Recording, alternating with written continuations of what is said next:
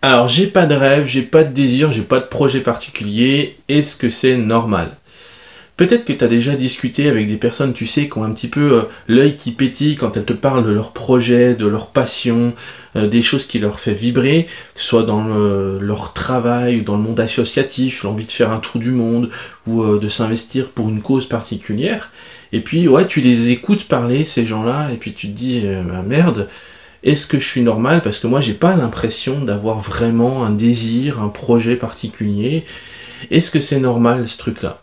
Alors, normal, au sens statistique, c'est la loi du plus grand nombre, c'est-à-dire que si on regarde de ce point de vue-là, force est de constater que la majorité des gens, 80% des gens, eh ben, ils ont mis un petit peu leurs rêves, leurs projets, leurs passions de côté quand ils sont passés à l'âge adulte. Et je trouve que c'est dommage, c'est vraiment dommage parce que du coup, ils se sont coupés d'une partie importante d'eux-mêmes. Et donc oui, est-ce que c'est normal dans le sens de la majorité? Oui, c'est normal. Mais est-ce que c'est normal au niveau physiologique, au niveau d'un humain qui fonctionne bien? Eh bien moi je crois que non. Je crois que un humain qui est heureux, qui fonctionne bien, qui s'épanouit, c'est un humain qui a des rêves, qui a des projets, qui a des désirs et qui protège ses rêves et ses projets. Regardez les enfants comment ils sont. Ils ont une curiosité et un enthousiasme naturel, ils n'ont pas besoin de se forcer. Ils découvrent un nouveau jeu, un nouvel endroit, une nouvelle pièce, une nouvelle personne, des nouveaux copains. Ben, par rapport à cette nouveauté-là, ils ont cette curiosité naturelle, cet élan naturel à aller vers l'autre, à aller vers la nouveauté. Et ça, c'est une des qualités indispensables pour apprendre, heureusement, mais aussi pour être heureux.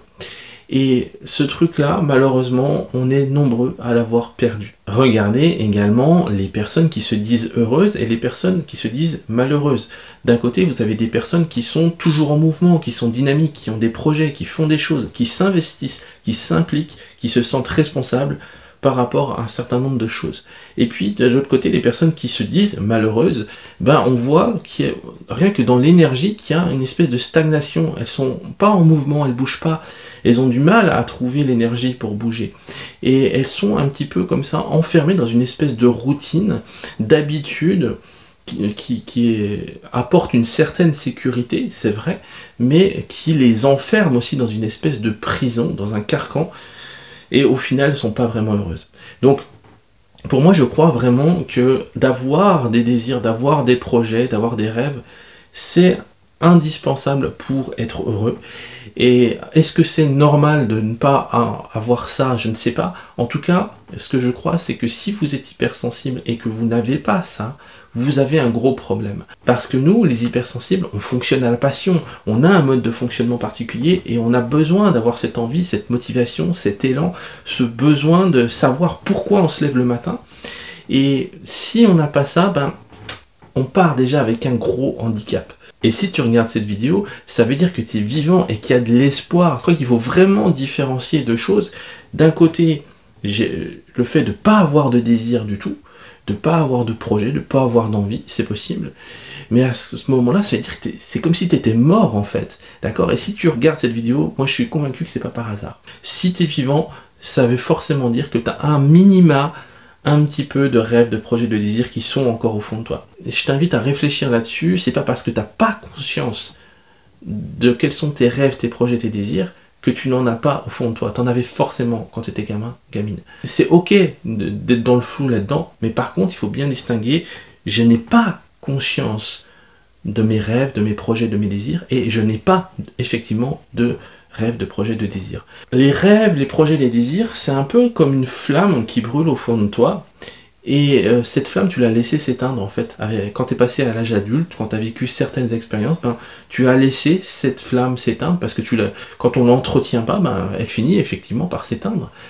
Et peut-être même que tu as essayé d'étouffer cette flamme, parce que c'était trop fort, elle brûlait trop fort, et du coup, ça t'a fait peur, et t'as tout fait pour essayer de l'étouffer. Moi, c'est ce que je faisais quand j'avais tellement de désir, mais en même temps, il y avait un tel décalage entre la situation dans laquelle j'étais phobique social, et les désirs que j'avais.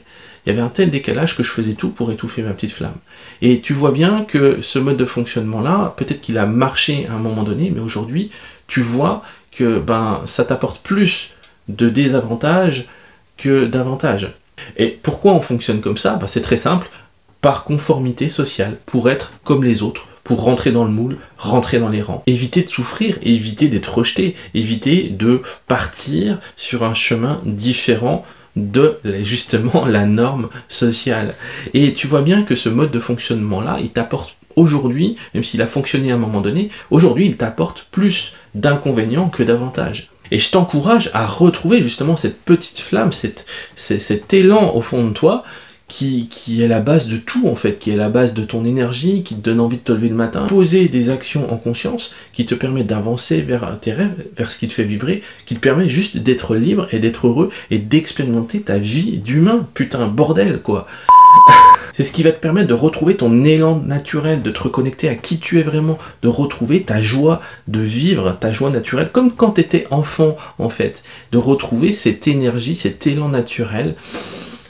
Et puis, bon sang, mais qu'est-ce que ça fait du bien d'être aligné avec soi-même. Et il y a tellement de gens qui passent à côté de ce truc-là, qui font tout un tas de thérapies, et qui essayent de comprendre plein de choses, alors qu'en fait, il n'y a pas cette base de se réaligner sur qui je suis. Et ça, c'est la base, en fait. Voilà, j'ai pas d'autre mot, c'est la base de tout.